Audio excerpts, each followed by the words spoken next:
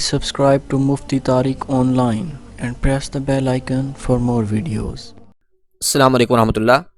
سامعین مکرم، روزے کی حالت میں غسل اور وضو کا صحیح طریقہ کیا ہے؟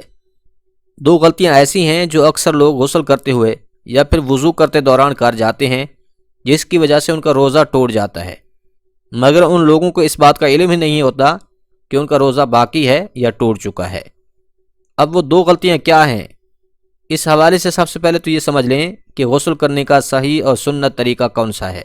تو یاد رکھیے، غسل کا سنت طریقہ یہ ہے کہ سب سے پہلے تو ہم نے دونوں ہاتھوں کو کلائیوں سمیت دھونا ہے، اس کے بعد پھر جہاں پر نجاست لگی ہے جسم کے اس حصے کو دھونا ہے، پھر نماز کے جیسا وضو کرنا ہے، یعنی کہ جس طرح ہم نماز کے لیے وضو کرتے ہیں بالکل اسی طرح سے مکمل وضو کرنا ہے، مطلب کلی کرنی ہے، ناک میں پانی ڈالنا ہے، چہرہ دھونا ہے، دونوں بازو کوہنیوں سمیت دھونے ہیں، سر کا مسح کرنا ہے، آخر میں دونوں پاؤں ٹخنوں سمیت دھو لینے ہیں۔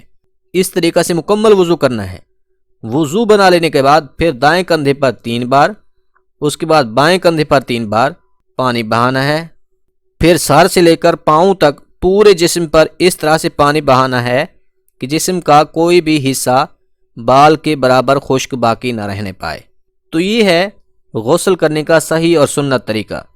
اب یہ سمجھیے کہ روزے کے دوران غسل کرتے ہوئے کون سی غلطی لوگ کرتے ہیں جس کی وجہ سے ان کا روزہ باقی نہیں رہتا۔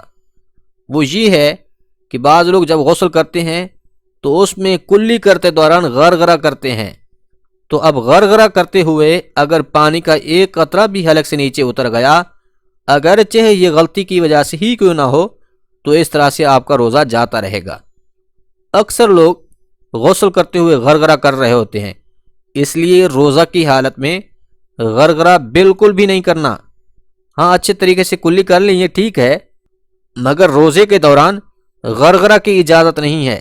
دوسری غلطی وہ یہ ہے کہ ناک کی نرم ہڈی تک پانی پہنچانا فرض ہے، لیکن جب روزے کی حالت میں ہوں تو اس میں بھی یہ احتیاط کرنی ہے کہ ناک کی نرم ہڈی تک پانی پہنچاتے دوران دماغ کی طرف پانی نہ چلا جائے۔ اگر اس طرح سے غلطی کی وجہ سے بھی ہو جاتا ہے تب بھی روزہ ٹوٹ جائے گا۔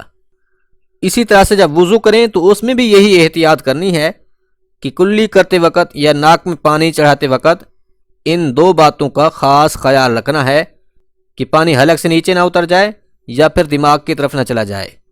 لہٰذا اگر غلطی سے بھی اس طرح سے پانی کی ایک بوند بھی حلق سے نیچے یا پھر دماغ کی طرف چلی جاتی ہے تو روزہ ٹوٹ جائے گا۔